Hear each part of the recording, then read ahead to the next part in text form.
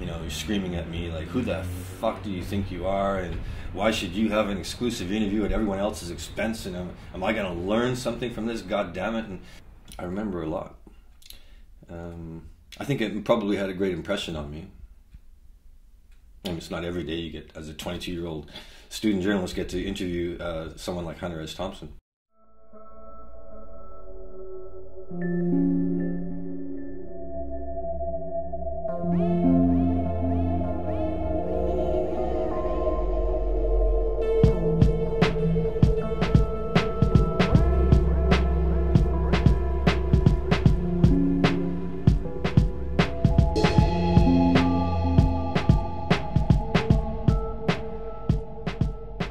But as far as the whole evening that we spent together and the drugs and all of that wasn't planned, and I didn't think that we would be doing any of those things.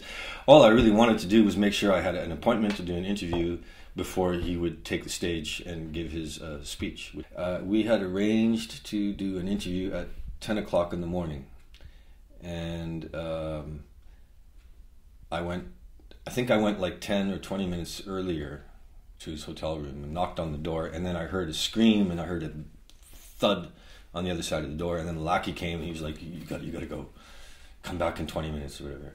And I found out later that he'd actually thrown a diving knife at me and stuck into the door. When I came back 20 minutes later to do the interview, he was literally screaming to someone on the phone, and it turned out his flight had been canceled because of a snowstorm in the Rockies, and he threw the telephone across the room, and he was screaming and really angry, and he was scheduled to take the stage in, I don't know, half an hour or an hour, and I said to him, well, Mr. Thompson, or Dr. Thompson, I know it's maybe not a good time, but you are scheduled to speak, and we have to do this interview. And he picked up this massive grapefruit.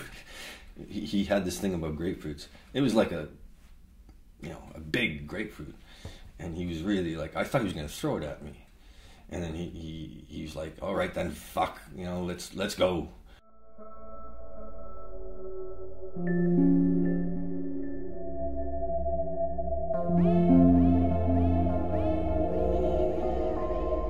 We had a press run of, I think, 15,000 copies. It's quite large, actually. And that issue literally disappeared from the stands within hours. That had never happened before, I don't think. So it was extremely popular, and apparently there were even like people coming up to the office to see me, and it was very bizarre to me. And probably the strangest thing of all was two plainclothed police officers, RCMP, came up.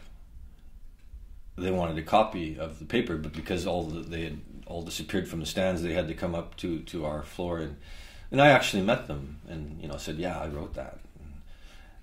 They kind of looked at me a little strange, but they didn't really ask me any embarrassing questions or whatever. I think they were mostly interested in the whole drug aspect. That was probably what, I don't know. I can't imagine they were fans of Gonzo Journalism somehow. But no, it was an extremely popular interview. There's a seriousness behind Hunter S. Thompson. So the man was obviously eccentric, and you might even call him a little bit crazy, but you definitely cannot accuse him of being stupid. He was a very, very smart man, and had a good knowledge of the whole political, economic situation, a good grasp of reality, which, I don't know, how the whole drugs thing fits into it baffles me. And it's as well too, because he was complaining at the time about having to do a column for the San Francisco Examiner. And I remember asking him, well, it's a deadline. Isn't this edge work? Isn't this what you're about? And he said, yeah, but I hate the edge. It's if you're going to do edge work, you might as well have a big edge. So the whole conflict is having this crazy lifestyle, and yet doing your vocation and having to do it on a deadline basis, because, as you know, as a journalist, you work with deadlines. So I could see firsthand that, like how that complicated his life.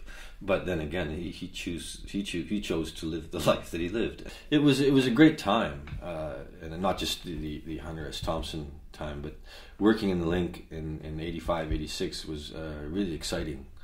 It was right in the period of Reaganomics and you know, this whole conservatism taking over Canada and the United States, and we were lefties on a mission, if you know what I mean, and I worked with great journalists. So we had, you know, I mentioned Max Wallace, Tu Thanh Ha, who's now, I believe, with the Globe and Mail, Ron Charles, working for CBC as a news anchor.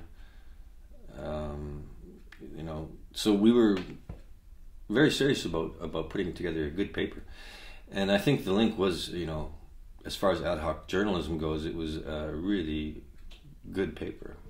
Yeah.